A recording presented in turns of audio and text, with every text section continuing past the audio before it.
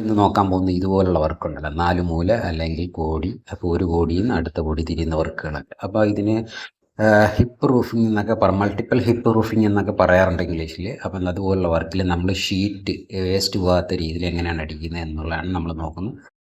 അപ്പോൾ ഓട് ഷീറ്റിനകത്താണ് നമുക്ക് കട്ട് ചെയ്യുന്ന ഷീറ്റ് തിരിച്ചും മറിച്ചും അടിക്കാൻ പറ്റത്തില്ല. കാര്യം കട്ടിങ് ഷീറ്റ് തിരിച്ചവിടെ കൊണ്ട് ഇടാതിരിക്കുമ്പോൾ വെള്ളം ഇടിച്ച് നിൽക്കത്തേ ഉള്ളൂ, ഒഴുകി പോകത്തില്ല. കാര്യം കട്ടിങ് ഷീറ്റ് അങ്ങനെയാണ് വരുന്നത്. പക്ഷേ ട്രഫോഡിങ് ഷീറ്റിൽ അങ്ങനെയല്ല. ട്രഫോഡിങ് ഷീറ്റ് ഇട്ട് കഴിഞ്ഞാൽ നമുക്ക് സൈഡ് വേണമെല്ലാം കട്ട് ചെയ്യുന്നത് തിരിച്ചും മറിച്ചും അടിക്കുമ്പോഴത്തേന് വെള്ളം ഒഴുകി പോകും, മറ്റേത് വെള്ളം ഇടിച്ച് നിൽക്കും.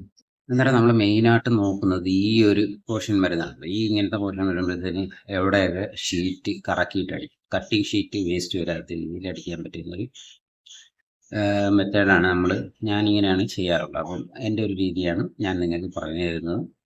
ഇതറിയാവുന്ന ഒരു വീഡിയോ സ്കിപ്പ് ചെയ്ത് പോകണം, അറിയാത്തവർക്ക് വേണ്ടിയിട്ടാണ്. അപ്പം നേരെ വീഡിയോയിലോട്ട് പോകാം.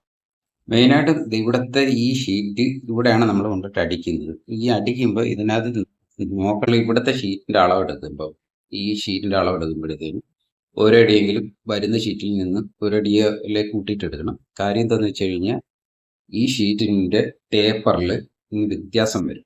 അപ്പോൾ ഈ ഷീറ്റ് ഇവിടെ കൊണ്ടിട്ട് അടിക്കാൻ നേരത്ത് ഈ ഷീറ്റിന് ചിലപ്പോൾ കിട്ടത്തില്ല. അപ്പോൾ ഒരടി എന്ന് പറഞ്ഞാൽ നിങ്ങൾ ഷീറ്റിൻ്റെ അളവെടുക്കുമ്പോൾ ആ ടേപ്പർ എത്ര വരുന്നതെന്നൊക്കെ നോക്കണം. ഈ ഷീറ്റിന് നിങ്ങൾ എപ്പോഴും ഇച്ചിരി നീളം കൂട്ടിയിട്ട് എടുക്കുക. അതിന് കണക്കാക്കി ഒരടിയൊക്കെ വരുന്നെങ്കിൽ ഒരടി കണക്കാക്കിയുള്ള ഷീറ്റ് എടുക്കുക. അപ്പോൾ അടുത്ത നമ്മൾ നോക്കുന്നതെന്ന് പറഞ്ഞു കഴിഞ്ഞാൽ ഇതിൻ്റെ ഈ കാണുന്ന ഷീറ്റ് ഉണ്ടല്ലോ, ഇതാണ് നമ്മൾ നോക്കാം.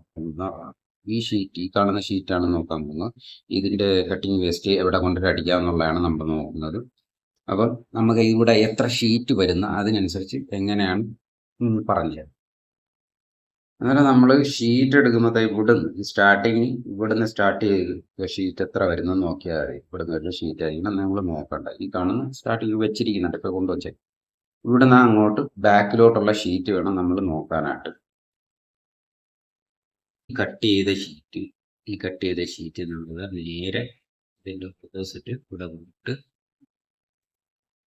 അടിക്കാൻ പറ്റും. നേരെ ഓപ്പോസിറ്റ് കയറിയിട്ടാൽ.